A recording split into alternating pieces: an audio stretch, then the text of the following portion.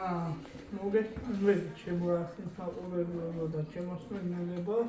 დღეს არის 29 აპრილი, რამდენადაც მოგეხსენებათ. დღეს მორიგი ნახევარფინალი იმართება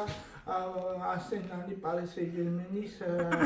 მონაწილეობით და ძალიან საინტერესო მატჩი იქნება ჩემო ახალ მაყურებლებო და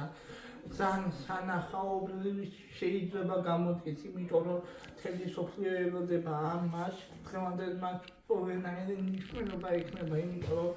არსენალი ხა პრინციპში შეიძლება ბურთით გამოირჩეოდეს და შეიძლება მეორე ნომრად განვიხილოთ პარი სენ-ჟერმენი თამაშის სტილითაც და ყველანაირი იმით გამოირჩევა, მაგრამ დღეს ყველანაირი მაგარი მატჩი ველოდება იმის მიუხედავად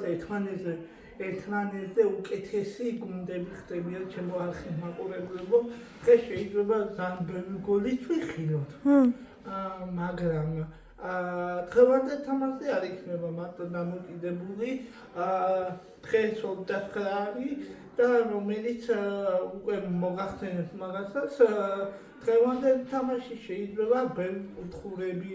ბევრი ხიფათები და შეტევები განვითარდეს ორივე გუნდის მხრიდან და ასე ვთქვათ, ჩემო ახალ მაყურებლებო, ერთი სიტყვით თანაბარი თამაში გამოდგეს და დაზაბული თამაში გამოდგეს ჩემო ახალ მაყურებლებო. როგორც მოგეხსენებათ, ეხლა შემდეგი რა შეეხება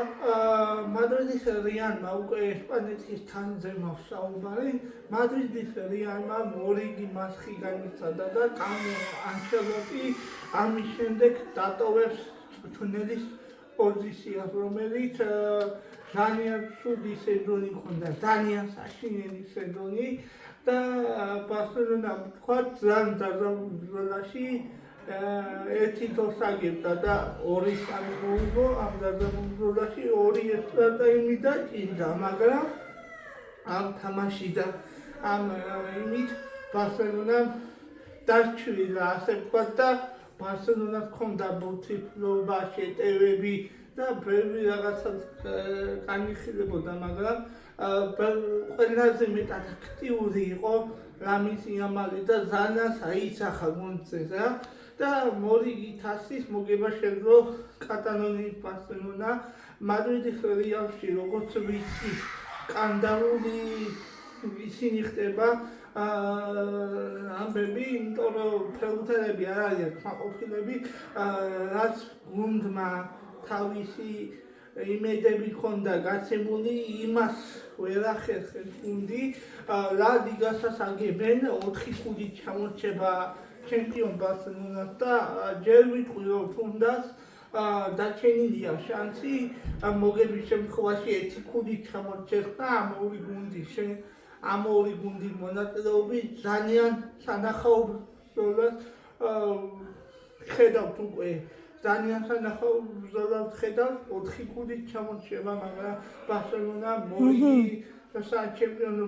ბრძოლას ასრულებს ძალიან კარგად 4-5-ით თუ არ გავითვალისწინებთ, იმ შემთხვევაში მადრიდმა მოიგო, შეიძლება კიდევ უფრო დაიძაბოს სიტუაცია და მრავალფეროვანი გახადოს ლა ლიგაში სიტუაცია. 76 ექნება და 75 ექნება მადრიდის რეალს, მაგრამ აქ მე ვიტყვი რომ ბარსელონამ თუ მოიგო ისევე 4-5 იქნება ჩამორჩენა, მადრიდის რეალი ჩამორჩება ისევე 4-5-ით.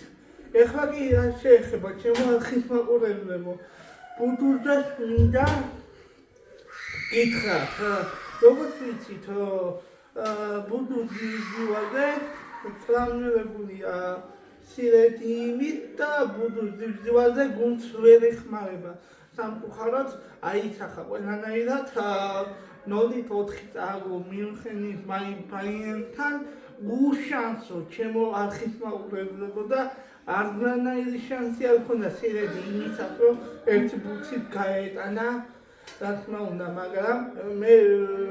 მართლა მნიშვნელოვანია, ხალხო გესმის, მართლა მნიშვნელოვანია იმისთვის, რომ ზივზე დაბრუნდეს, ჩაკვეტაზე. რა თქმა უნდა, ეხლა პირიქით ის არის, რომ აგერ ჯორჯ მიქაუტაძეზე სვიტყვი ეს ორ სიტყვა ძალიან მაგარი სეზონი იყო ამბიის და